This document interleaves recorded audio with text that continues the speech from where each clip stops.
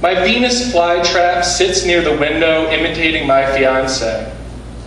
Her wedding ring controls gravity. It's a spooky magic stone made out of the tailbone of ghosts. Here's the thing. I get scared a little too easily, and the only way to control this fear is to sleep in a lot and to do Tai Chi in my underpants. And yes, God can be fierce and lazy. And yes, thunder sounds are just the drunken burps of a homesick sky. I chose to get married in Texas because I figured all the rattlesnakes would scare away my relatives. Only problem was they scared me too. Another one about my wife. Low tide. A razor clam cuts my finger. Blood drips down my wet hand. It stings badly, but my girlfriend calls me a pussy before I get a chance to complain. You're so mean, I tell her. Why don't you go write about it in one of your poems, she says. This poem's called Church. I edited it a bunch, like just today, like scribbled into the book. And took the word ass out and put in the word butt, but it's not because I was censoring myself, I just prefer the word butt nowadays. I believe in lying in bed with my boots on, in airplanes and turbulence, and the hornet's nests and neurotic old women. I believe in making to-do lists and then doing nothing on said list. Or, if I really want to feel productive, I make a list filled with things I've already done. Examples of a to-do list by Justin Grimbol. Sleep in, wake up, jerk off, fight with woman, eat breakfast, check email, take piss, write poem, like poem, look at butts. I like butts. I love butts. I get a cramp in my neck from staring at so many butts. Some are better than others. Some are impossible not to get a little religious about. Some stay in your heart like a stun gun, like a blizzard, only warm. Butts being the inventor, the mad scientist of all warm things. I believe in warm things, in sweating. I believe that people only smell good when they smell bad. I believe in lukewarm pizza. I always believe it's going to be a warm winter until the first snowfall. Then I hide in my room terrified. I put my hands under my woman's breasts, pretending they're mittens. The Weather Channel says we should be expecting 16 inches of snow. It's going to be a long winter. Man, when I was a kid, snow felt warm. Hell, I felt a lot of things back then I don't feel now. When I was a kid, I actually believed by beating a video game, you'd be rewarded with money. That it would come pouring out of a Nintendo like it was a slot machine. Why else would they make games so difficult? Why would people play such ridiculous games unless they were going to be recorded with hard cash? I believe in that kind of passion. I believe in how your thumbs hurt when you've been playing Nintendo for too long. This poem was written with those same thumbs. I believe in thumbs and chafed legs and stretch marks and pregnancy scares and running out of gas. And all the scratch-off tickets that are buried under the front seat of my car. I believe in all of those things that make you ask, was it worth it? You shrug your shoulders, because even if it wasn't worth it, you're going to do it anyway. You just can't help yourself.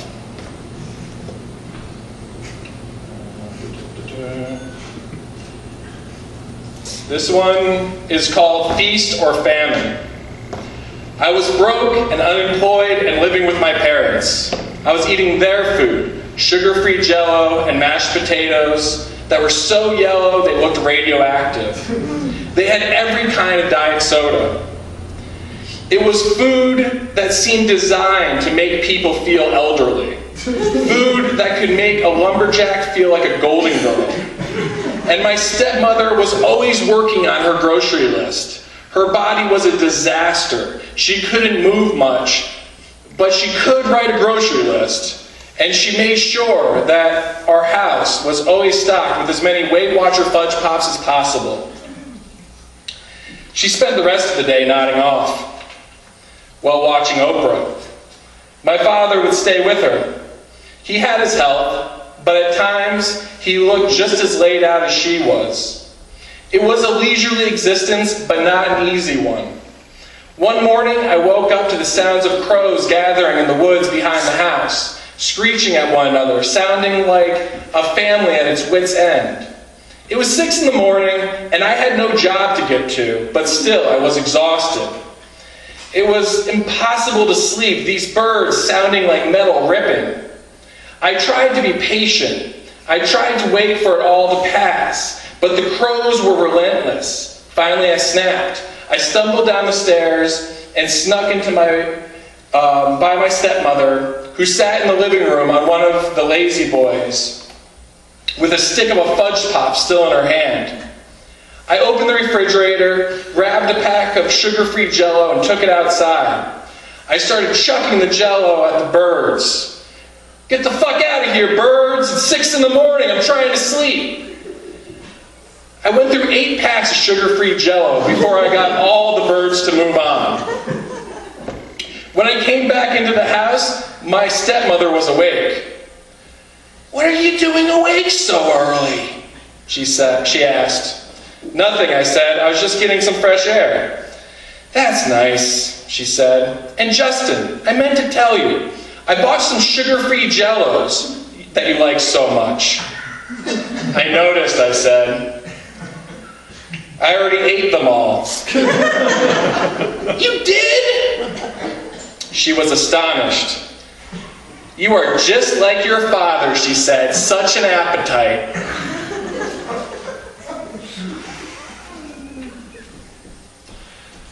Talking about love.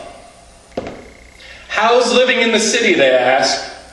And like all hippie young New Yorkers, he tells them it's great. It's always great. I love it.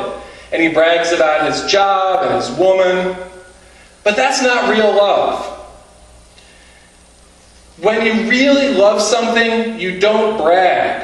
You say, "She's driving me crazy. She's a goddamn nag." You say, "I can't take it anymore." Those are words of love. When you love something, you act stuck. You say, "This town is a trap. Nothing ever happens here." You say, "God damn, this thing never works." We only really love machines when they malfunction. That's what gives them life. We don't say, "Oh, I love that thing. It works like a dream," because that's not real love. Instead, we say, "That car, sure, it's a piece of shit, but I've been driving it for the past yet." Now, to move on to something a little more mature, I'm going to read a poem about my penis. "I'm just a kid. I swear to God, I'm just a kid. But I have the dick of an old man.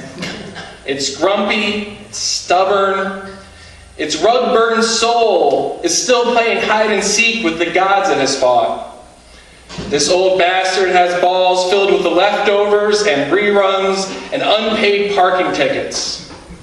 He's senile as hell. He goes into a strip club and he thinks he's watching the never-ending story. Retirement was never an option for him. He's a soldier. He's a freedom fighter. Adulthood has been horrible, and he is determined to find a loophole. This may seem impossible, but he doesn't care. The forest is filled with magic, and as far as it's concerned, he's the last unicorn. Each hard night sniffs the ass of a new morning.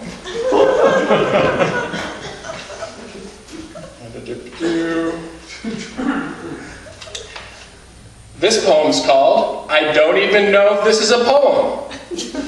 Judge not, lest ye be... It actually reads like, "Judge not, lest ye be..." Insert fart noise here. I didn't actually spell out.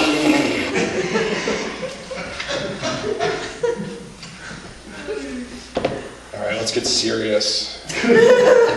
This one's called The Creek. When I was young, my mother showed me how to jump off the rope swing into the creek, the same place her father and brother had drowned when she was little. I felt brave in that water. I felt even braver as I swung on that rope. Mom watched me and applauded as I flew through the air. Eventually, she left me alone. I carried the rope swing higher up the rocks, as high as I could. And then I swung down into the creek. I did this over and over. Then, as the sun was starting to set, I got tired and paranoid. I stood up there with the rope. I felt cold and shaky. I stood up there imagining all the horrible ways I could mangle my body, all the lonely ways I could die. Finally, I jumped. I would like to say that it went well, but my legs slipped through the noose at the rope's end, and I swung back and forth, the rope dragging me through murky waters and against the rocks. No bones were broken. I just got scraped up and lay there, knowing then that the gods that lurk in that creek aren't with you once you think too much about what you are doing. And let the fear stored in your chubby gut get a hold of your soul. The gods will leave you tired and lying in the murk. Your only companions being the crawfish that will run back under their rocks once they see you move. This poem's called Waterfalls. It's not based on the TLC song. My type... Okay, it is based on that. My Tai Chi is not graceful. My beard is gone. I look like Humpty Dumpty.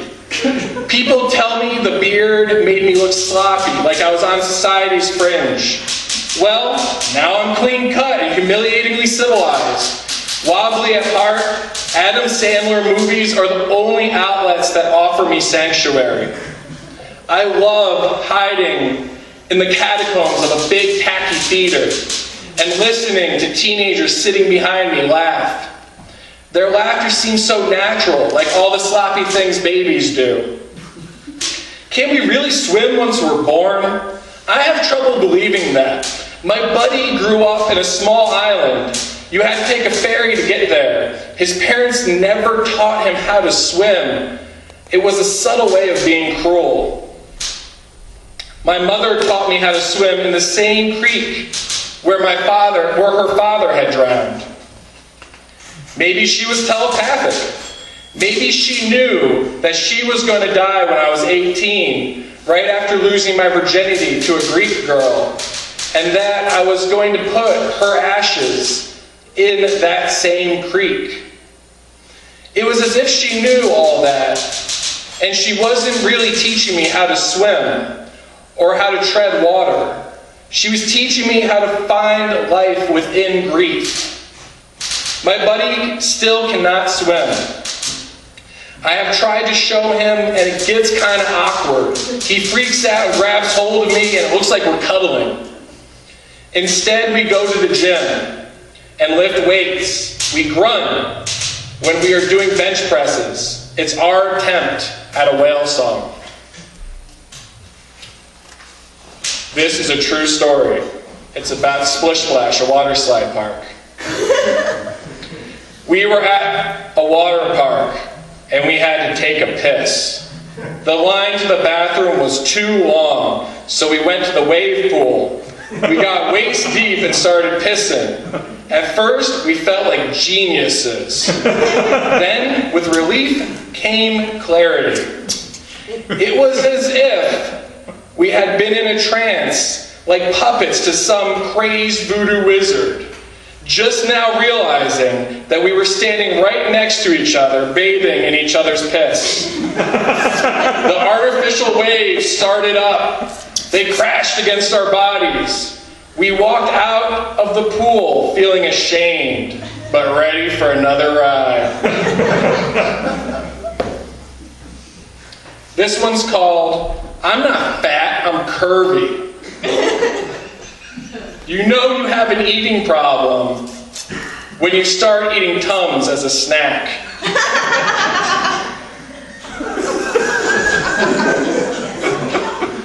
All right, this is actually the first poem I ever got published. It's called Hollywood. If I get made into a movie, make it a low-budget piece of schlock. Put all legitimate talent in the toilet. Let the slop show glow and echo throughout the theater. If there is any genius in this film, I want it to be accidental and brief, so the birds do not see me flying. And now I'm going to end by reading a short essay I wrote on poetry. It's very short. I don't want anyone to be kind of, oh no, about me reading an essay right now. But it's just called poetry, and here it goes. My poems are horny and goofy and chubby-hearted and filled with grief. Lots of grief. Too much grief. And I like it that way. I find my religion in grief. Grief and water. Here's why. My mother died when I was 18, and I dumped her ashes in a creek in upstate New York. Now I get all sappy whenever I'm around water. All water. Even puddles make me emotional. Okay, I don't get emotional when I look at pools or faucets or water fountains or things like that. But showers have always been intense for me. I will stay in the shower until I'm pruny and exhausted. You should hear the creepy songs I sing while I wash my body. They make my wife laugh, and I'm sure they terrify the people who live in the apartment above us. And I love water slide parks. Pissing in a wave pool is like a baptism to me. Recently, I was talking to my friend Jackson about God. We are both the children of ministers. We both love theology, but I told him there are a few things I don't like about Christianity, some things I just don't get into at all. For one, I don't believe in sin, especially original sin. Secondly, I don't believe God made us in his or her own image. If God is anything at all, it's not us, nor anything remotely resembling us. Jackson didn't think that that was what the Bible was getting at when it said God made man in his own image. But he was still interested in what I thought God was like. It was late. My brain was fried.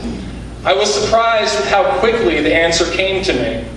I told him I think God could be compared to anything. It would be water. He laughed. He liked that idea. The idea seemed real heady. The next morning I woke up sober, and the idea still felt true. If God is like anything, God is like water. Poetry is my way of fishing in that water. I cast my reel into a puddle, hoping to pull out a clump of my mother's ghost, the way that you pull hair out of a clogged drain. Often I come up with other things, other ghosts. I love them as much as I can. We cuddle. Sometimes we get a little too touchy-feely. Thank you.